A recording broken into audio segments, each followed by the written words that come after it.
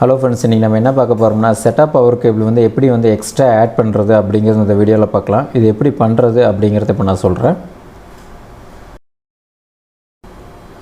இப்போ எப்படி கனெக்ஷன் கொடுக்குறது அப்படிங்கிறத பார்க்கலாம். இந்த SMPSல பார்த்தீங்கன்னா இது வந்து மெர்க்குரி, இதனுடைய வாட்ஸ் பார்த்திங்கன்னா 500 வாட்ஸ் இருக்குது. இதில் வந்துட்டு எப்படி கனெக்ஷன் கொடுக்குறதுனா SATA பவர் கேபிள் இந்த ரெண்டும் வந்துட்டு மதர் போர்டுக்கு போயிடும். ஓகே, இப்போ டிஃபால்ட்டாக இந்த பழைய சிஸ்டத்தெல்லாம் பார்த்துட்டிங்கன்னா ஒரு சிடி ட்ரைவ் வந்து கனெக்ட் பண்ணியிருப்போம். இது நான் உதாரணத்துக்கு நான் வந்து கனெக்ட் பண்ணுறேன். இந்த SATA பவர் கேபிளில் ஒன்று வந்து நான் வந்து சிடி ட்ரைவ் வந்து கனெக்ட் பண்ணிட்டேன் இந்த SMPSல. நெக்ஸ்ட்டு ஒன்று வந்து ஹார்ட் டிஸ்க் வந்து கனெக்ட் பண்ணிடுறேன். ஒன்று வந்து OS இருக்கும். பாரு,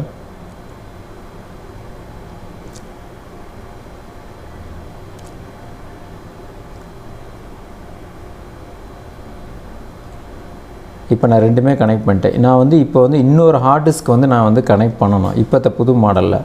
அது எப்படின்னா இந்த ஹார்ட் டிஸ்க் பாருங்கள், இதில் வந்து பார்த்திங்கன்னா இந்த பழைய கனெக்டர் தான் இருக்கும். இந்த பவர் கனெக்டர் வந்து இதில் வந்து இந்த SATA ஆப்ஷன் வந்து நம்ம வந்து போட முடியாது.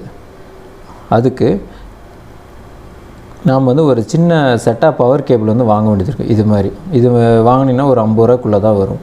இது மாதிரி நீங்கள் எக்ஸ்ட்ரா வாங்கி போட்டுக்கிட்டிங்கன்னா நீங்கள் வந்து எக்ஸ்ட்ரா ஹார்ட் டிஸ்க் கனெக்ட் பண்ணுறது, இல்லை சிடி எக்ஸ்ட்ரா கனெக்ட் பண்ணுறது, இல்லை அடிஷன் டிவைஸ் ஏதோ கனெக்ட் பண்ணுறதுக்கு இந்த கனெக்டர் வந்து உங்களுக்கு ரொம்ப யூஸ்ஃபுல்லாக இருக்கும்.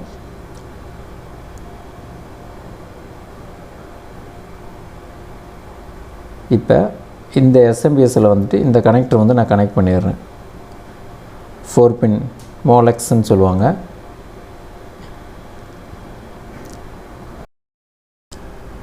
இப்போ SATA பவர் கேபிள் கனெக்டர் வந்து எப்படி கனெக்ட் பண்ணுறது அப்படிங்கிறது ஒரு ஐடியா வந்து உங்களுக்கு வந்திருக்கும். SMPSல வந்து இந்த மாதிரி பவர் கனெக்டர் இல்லாத சமயத்தில் இந்த கனெக்டர் வாங்கி நீங்கள் யூஸ் பண்ணிக்கோங்க. ஃப்யூச்சரில் உங்களுக்கு இந்த மாதிரி தேவைப்படுச்சுன்னா இதை நீங்கள் யூஸ் பண்ணி பாருங்கள்.